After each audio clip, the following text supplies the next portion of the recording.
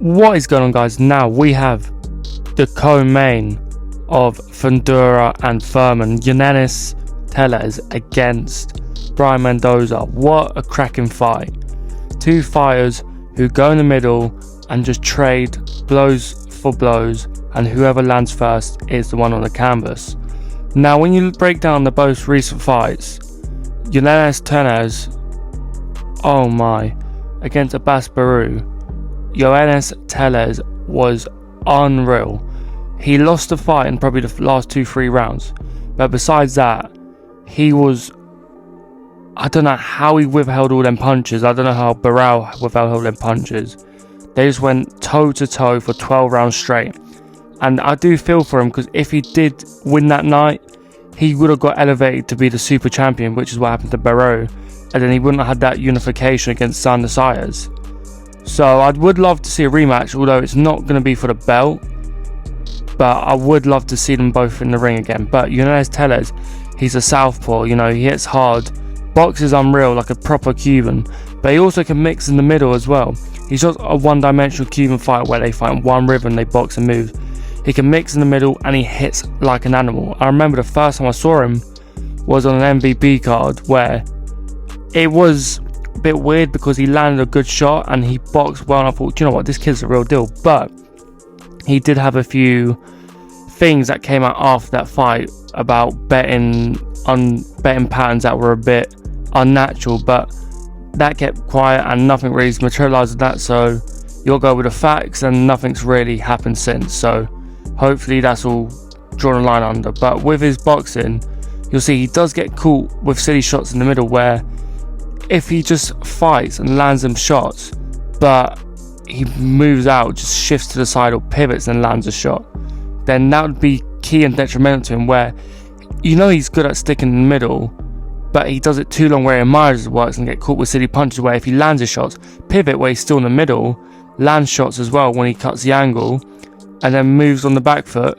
let him come forward and counter punch, and boom, you just get as much hits as you do coming at you, and then he misses all of them and you land yours. Simple as that. Use your footwork, use your defense.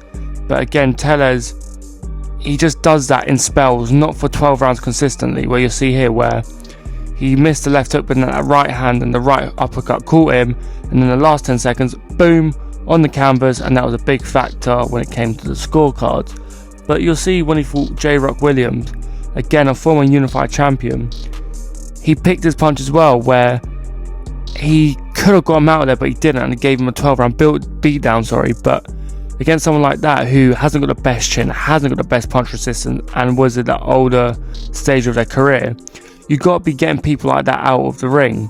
You got to be getting them out within the first half of the fight, or maybe mid to late rounds at best, or at worst I should say. But with Tellez, I don't know what happened, because it proved that he has power, he hits hard, but it's a bit sus where he's knocking out the people that are a lower level towards him, people who are fringe world level.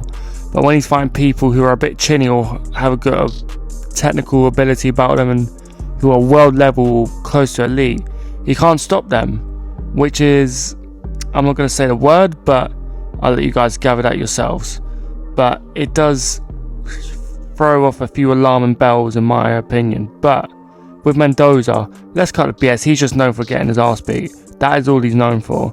I mean, he's a tough, seasoned fighter at world level. You know, he hits hard.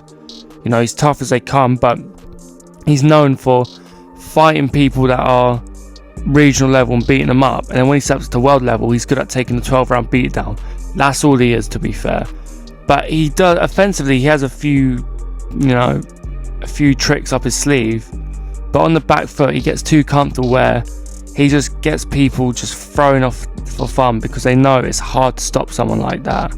So he needs to have a more different approach when he fights Tellez, or fights Tellez, where he stays in the middle, he dictates a pace, dictates a rhythm, and makes him fight his fight. But if I'm honest, will that happen? Absolutely not. Mendoza will stand in the pocket, land a few good shots, get caught with blows, and just hold back and just not throw a thing and take a 12-round beatdown. That's just clearly what's going to happen, because when you mix their styles together, that's just something where Mendoza, he doesn't really have a plan B or plan C. It's just same fight, same tactics every fight, just pure one-dimensional boxing. But when he fights a one-dimensional fight like Tim Tszyu, he was able to have a good amount of success. And you'll see that when he's in the middle, landing shots of his own. And Tim Tszyu, his defense isn't really the greatest, so Mendoza was easy to land a lot of shots that he didn't against Berchuk and a few other opponents. But he resorts to his old same tactics where he'll land a few good shots, gets caught with a good few, backs up, and then he just pretty much stays on the back foot and take a beating for the rest of the fight, which I do think it comes down to the mentality and confidence of him as well, where you'll see that when he's on the back foot, he counters and lands a few good shots to the body. So he's capable, more than capable, but for whatever reason, he just doesn't show it in the fights, and it costs him massively. So Mendoza, he does need to be the bully, because if you're going to get bullied like that every single fight, you're not going to advance to the level you're meant to be at.